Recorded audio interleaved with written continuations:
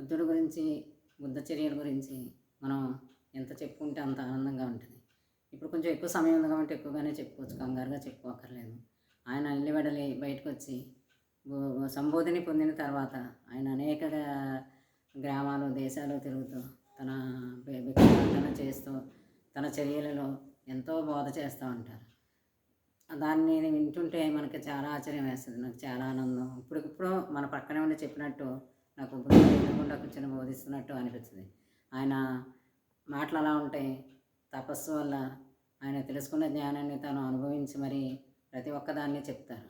తెలియనిది ఏమి తన అనుభవానికి రానిది ఏది చెప్పరు. ఒకసారి మహానాముడు అనేవాడు అనేక సార్లు ఆయనతో మాట్లాడతాడు, కానీ ఒకసారి ఏమడుగుతాడంటే బుద్ధ భగవాన్ దగ్గరికి వచ్చి చక్కగా ఒక చోట కూర్చుని ఆయనకి సంబోధన నచ్చి, దేవా భగవాన్, మీరు మాకు, నేను అనేక యోగాల్లో అనేక దాంట్లో తిరుగుతున్నాను, కానీ ఏది మేలైనదో నాకు తెలియట్లేదు, నాకు సెలవివ్వండి, ఏదో మంచి యోగాన్ని గురించి మీరు చెప్పండి అని అడుగుతాడు. అప్పుడు బుద్ధుడు ఏమంటారంటే, మహానామ, నీవు సరైన మాట అడిగావు, ఇది నీకే చెల్లింది, వేరెవరు ఇలా అడగలేరు. విను, ఎలా ఉండాలంటే యోగాన్ని గురించి తెలుసుకునే వాళ్ళు శ్రద్ధాళువై ఉండాలి, శ్రద్ధహీనుడుగా ఉండకూడదు, అలాగే ప్రజ్ఞావంతుడుగా ఉండాలి, అప్రజ్ఞావంతుడుగా ఉండకూడదు, సమాహితుడై ఉండాలి.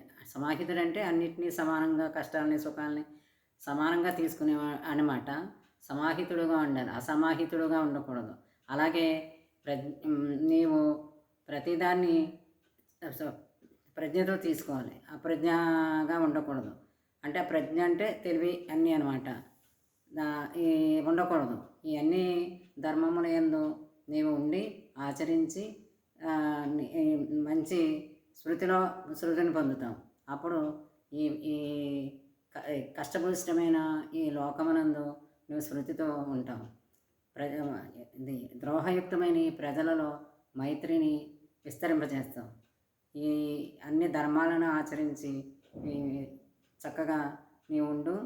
నీకు ధర్మశిక్షు ఉదయించి నీ అంతటా నీకే జ్ఞానం కలుగుతుంది. ఇలా ఆచరించి భావన చేస్తూ ఉండాలన్నమాట. ఎలా అంటే ఈ పనిపాటలు చేసుకుంటానే తింటూ ఉంటూ నడుస్తూ అన్ని పని పాటల యందు ఉండి ఏది నీవు మానక్కర్లేదు. అన్నిటి యందు ఉంటూ కూడా నీవు ఈ స్మృతిని, ఈ భావనని ఇలా పెంచుకుంటూ నీవు దేహంతోనే విముక్తిని పొందుతావు.